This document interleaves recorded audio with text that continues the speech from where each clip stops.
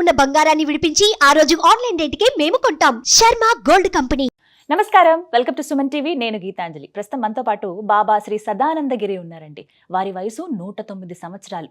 అయితేనే ఇప్పటికీ ఆయన స్టిల్ యంగ్ లాగా కనిపిస్తారండి. ప్రత్యేకంగా చెప్పుకోవాలి, సనాతన ధర్మం పైన ఆయనకున్నటువంటి పట్టు కావచ్చు, ఇప్పుడున్న యంగ్ జనరేషన్ ఏం నేర్చుకోవాలి మన సనాతన ధర్మం నుంచి, దాంతోపాటుగా వాళ్ళ జీవన శైలి ఏ విధంగా ఉండాలి, హెల్దీగా మన లైఫ్ స్టైల్ ఉండాలంటే మన లైఫ్లో ఏవేవి మనం మార్చుకోవాలి, ఏ విధంగా ఉండాలనేది ఇప్పుడు వారు చెబుతూ ఉంటారు. ఇలా ఎందరికో ఆదర్శంగా ఉన్నారు.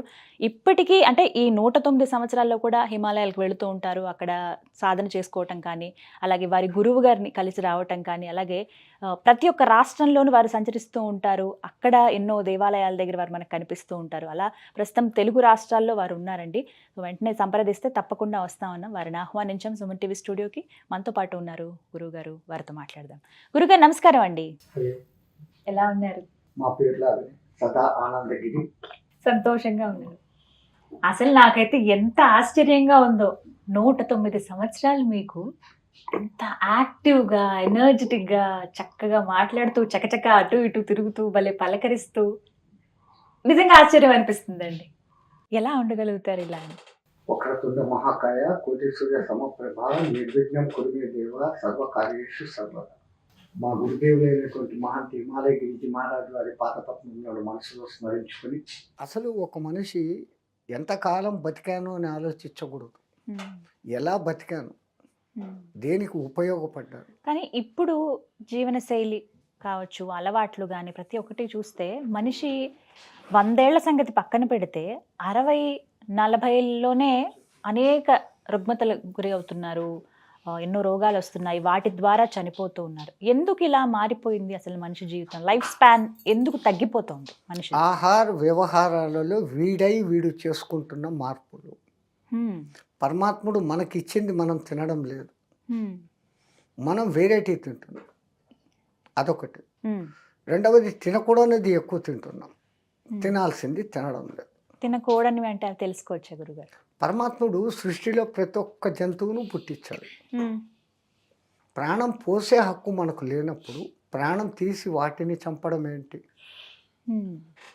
అంటే మాంసాహారం. మన నాలుక రుచుల కోసం అమ్మవారు నాకు బలి అడిగారు అని ఒక నాటకం ఆడి ఆ కోడిని బలి ఇచ్చి మళ్ళీ మీరు తెచ్చుకొని వండుకొని తింటాను. పోనీ అమ్మవారికి బలి ఇచ్చావు, అది అక్కడే వదిలేయాలిగా, మరి ఇంటికి తెచ్చుకొని తింటున్నావే. తూక్ ఉత్తిష్టాన్ని మళ్ళీ తీసుకున్నట్లే కదా అది. అసలు 100 కోళ్ళను నువ్వు తిన్నావు ఇంతవరకు జీవితంలో, ఒక్క కోడిని నువ్వు బతికించగలవా? శక్తి లేదు మనిషికి. మరి అటువంటప్పుడు వాటికి జీవించే హక్కు ఎంత ఉందో పరమాత్ముడు వాటి ఆహారాలు ఇచ్చాడు.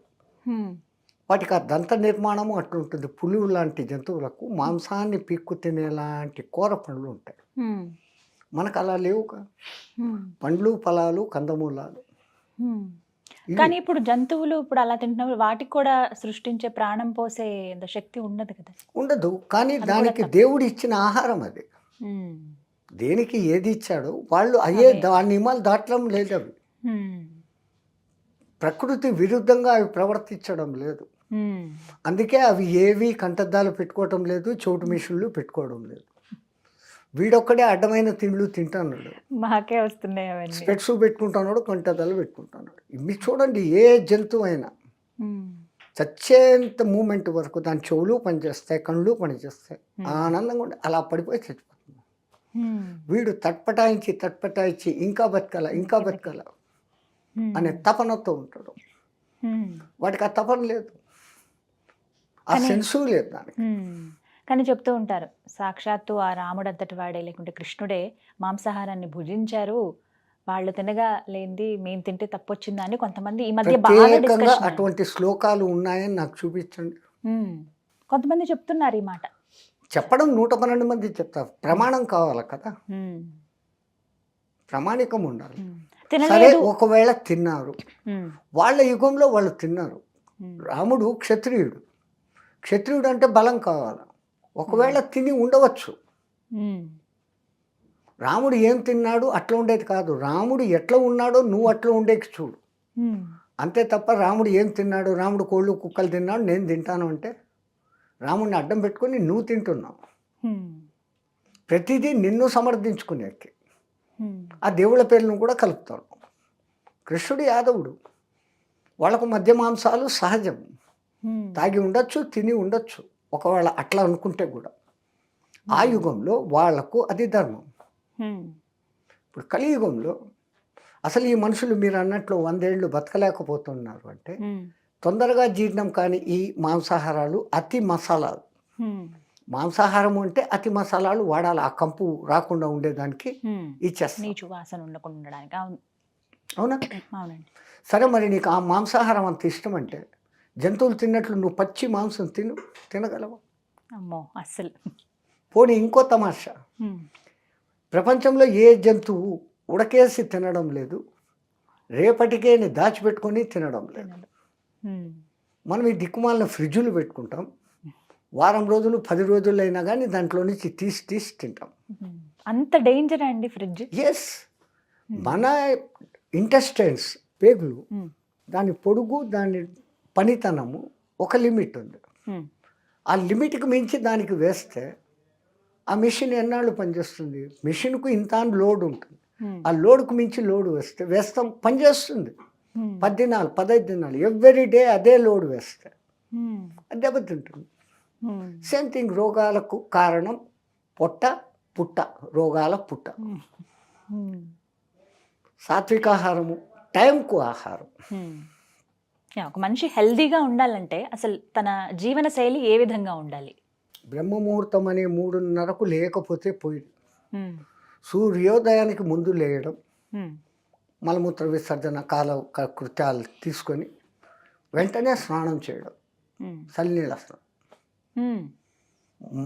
ఆ టైంలో నీళ్ళలో ఎలక్ట్రిఫికేషన్, ఎనర్జిఫికేషన్ అనే 2 శక్తులు ఉంటాయి. 5 గంటలప్పుడు సూర్యుడు అప్పుడే బయటకు వచ్చేదానికి ముందు ఆయన అరుణ కిరణాలు వచ్చి ఉంటాయి. ఆ కిరణాలలో ఆల్ఫ్రారెడ్, ఇన్ఫ్రారెడ్ లాంటి హాని కలిగించే కిరణాలు కాకుండా మనకు ఆరోగ్యం కలిగించే కిరణాలు ఆ టైంలో ఫ్లో అవుతూ ఉంటాయి, ఆ నీళ్ళ మీద పడతాయి.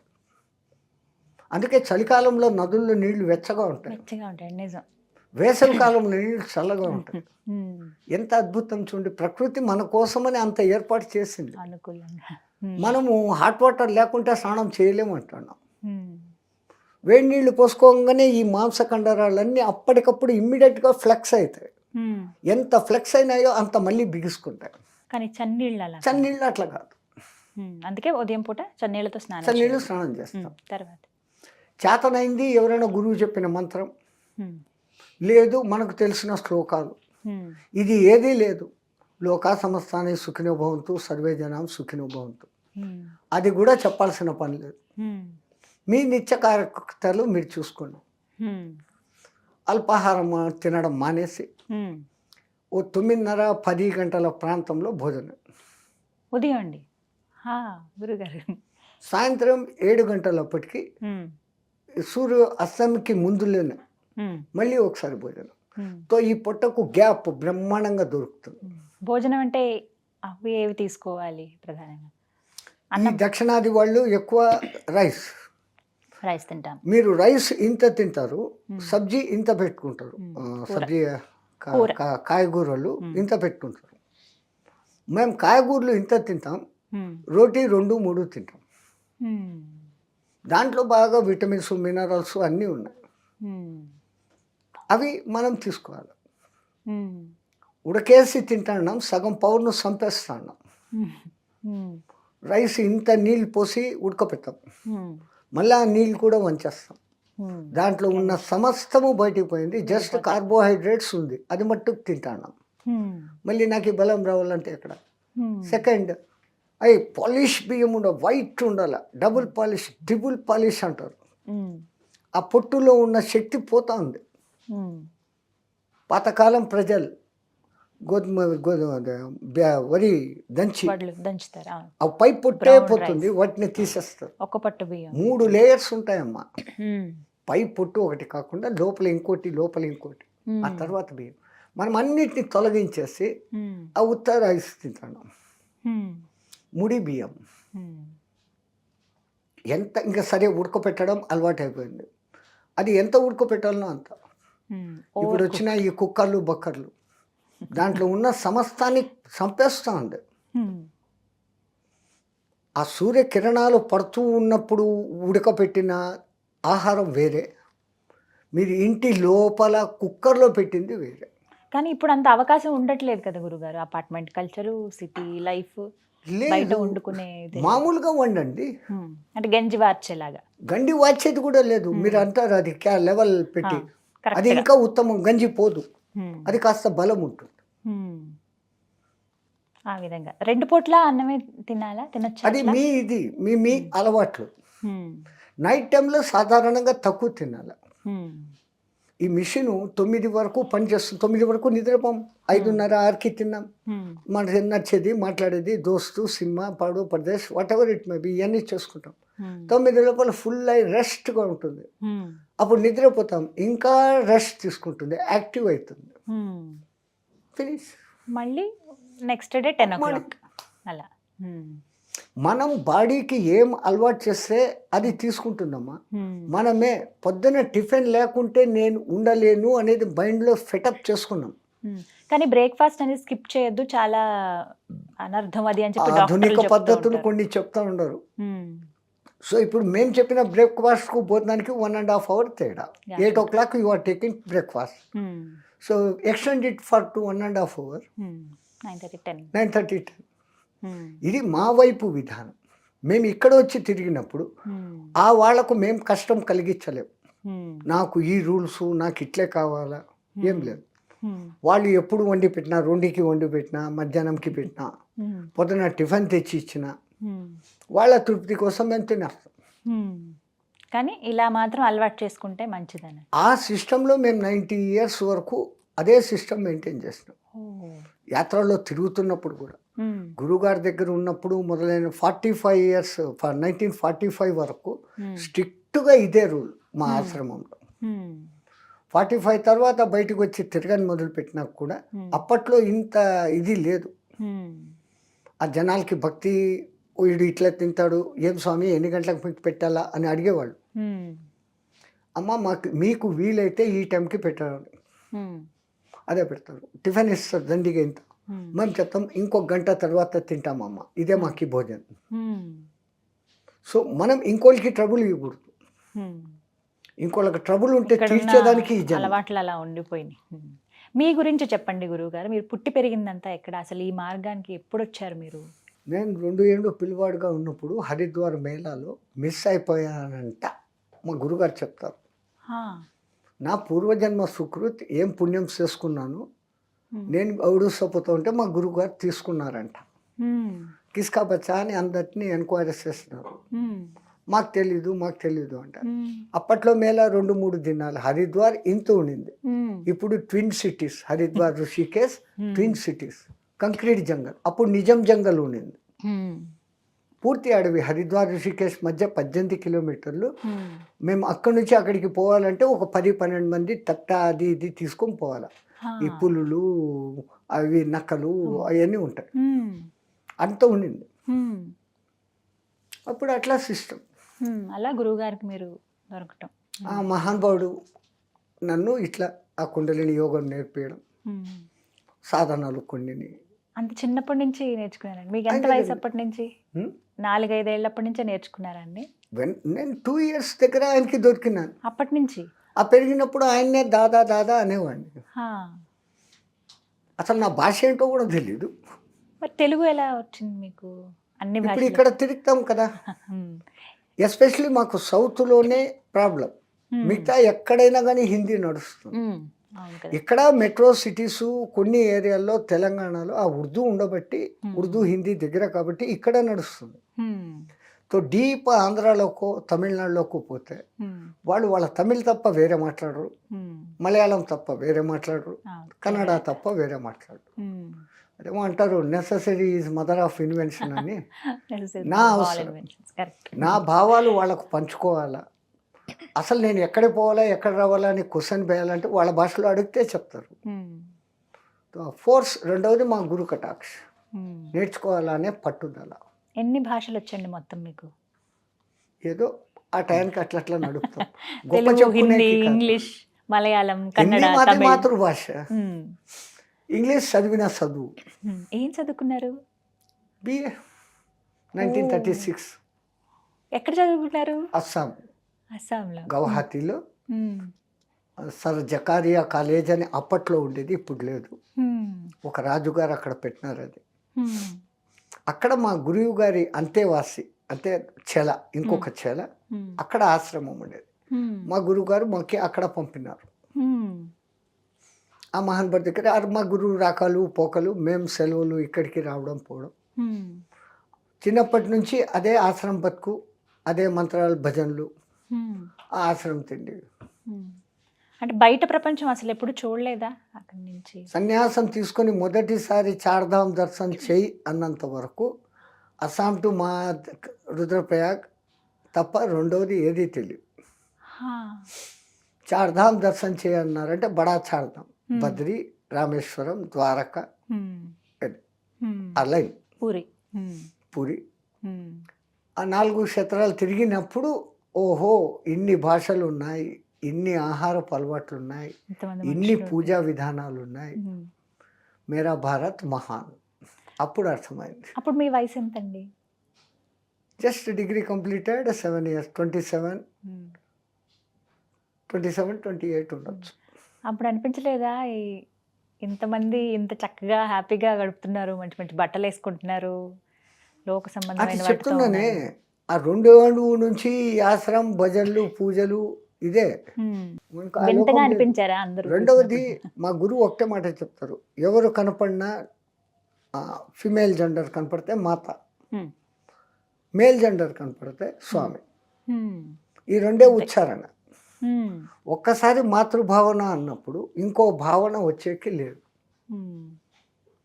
సాధనలో కూడా ఆ కామ ప్రకోపము, ఆ భావన అనేది రాని సాధనలు కొన్ని ఉంటాయి, కొన్ని ఆసనాలు వగైరా వేయిస్తారు. మ్మ్. బలవంతంగా అంచుకోవడం కాదు, అంటే న్యాచురల్ అది. మ్మ్. బట్ విల్ పవర్ మనకుంటే నథింగ్ విల్ హ్యాపెన్. మ్మ్. మీకు ఏమనిపించింది, ఎందుకు ఈ మార్గం నేను తీసుకోవాలి అని ఎప్పుడు మీరు నిర్ణయించుకున్నారు? ఏ నేను వయసులో? నిర్ణయమే తీసుకోలేదు, ఆ అవకాశం కూడా లేదు. జరిగేదంతా అట్లే జరుగుతుంది. ఆ. నేను డిగ్రీ అయిపోయి మా గురువు దగ్గరికి పెట్టినప్పుడు ఆయన అన్నాడు, ఎక్కడైనా ఉద్యోగం చేసుకోపో అని. మ్మ్. నువ్వు ఇచ్చిన బతుకు నన్ను ఇప్పుడు సడన్గా బయటికి లోకంకి పో అంటే ఏం చేయాలన్నాను. మ్మ్. నేను పోను అన్నాను. క్యా కరేగా, మరి తెరా చెలా బంజావు, నేను మీ శిష్యుడు అయిపోతాను. మ్మ్. కష్టము. అప్పుడు నేను 108 kilos ఎక్సైజ్ బాడీ, హా. ఇంత నెయ్యి, ఇంత రొట్టెలు ఇట్లా ముంచుకొని తింటా ఉంటుంది, ఇంత బెల్లు హా. అట్లా తినే రకం. ఇట్లా ఉండవు, ఇట్లా అయిపోతావు అన్నావు. హా. ఎట్లన్నా పోను, దిగుతాము. దిగాం.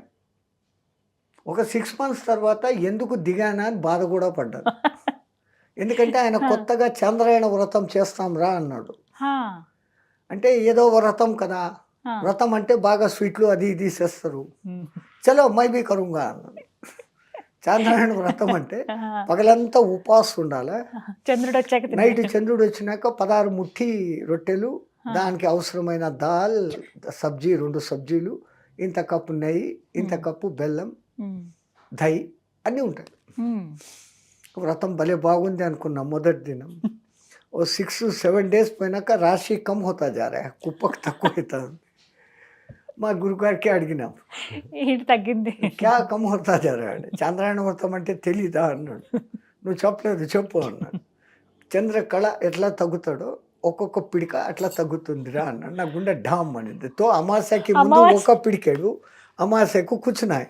అమావాస్య రోజు ఏం లేదు. అప్పుడు ఫస్ట్ టైం అనిపించింది, ఊరికన్నా ఒప్పుకున్నాను, ఆయన చెప్పినట్లు ఎక్కడైనా ఉద్యోగం చేస్తూ ఉంటే బ్రహ్మాండంగా ఉండేది ఇది. బట్ కాన్ఫిడెన్స్, పోతే పోతాము, ఎప్పుడైనా పోవాల్సిందే. ఇది మ్మ్. ఏముంది, అరే దీన్ని జయించలేకపోతే ఎట్లా, జితం జిహ్వా జితం సర్వం, నాలిక జయించలేకపోతే ఇంక దేనికి నువ్వు. మ్మ్. ఈ నాలుకే 2 పనులు, తింటుంది మాట్లాడుతుంది, రెండింటి మీద కాబు ఇక్కడ పట్టగలిగితే ఇంక మనకి ఎక్కడ ఏం ఎదురు లేదు. మ్మ్. చలో దేఖా జాయ్ అనుకున్నాం.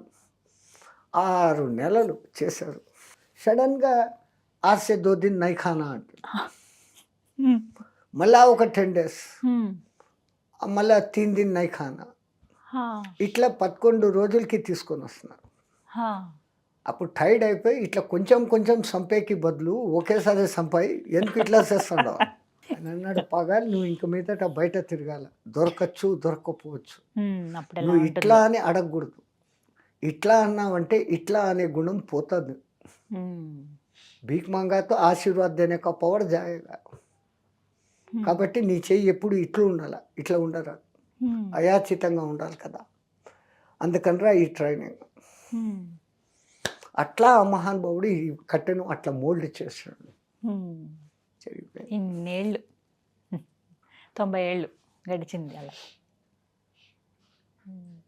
ఇప్పుడు గురువుగారు, మీ గురువు గారు ఆయన గారు కాలం చేశారు. 143 years ఏజ్లో ఆయన కాలం చేశారు. మా దాదా గురువు గారు 201 years ఉన్నారు. అంతంత వయసున్న వాళ్ళు ఉంటారు. మీకు ఆశ్చర్యం అనిపించదు? అసలు వాళ్ళు మా దాదా గురువు మేమున్నప్పుడే ఒకసారి ఎప్పుడు మా గురు దర్శనానికి మేము పోయినప్పుడు, అరే దునియా దేక్కో హమారకు వెక్స్ హో జా రా రే, ఈ ప్రపంచం చాలా ఘోరం అయిపోయింది, చూడలేకపోతున్నాం ఈ జమానా, నేను పోతాను అని కింద కూర్చున్నారు. కపాల మోక్షం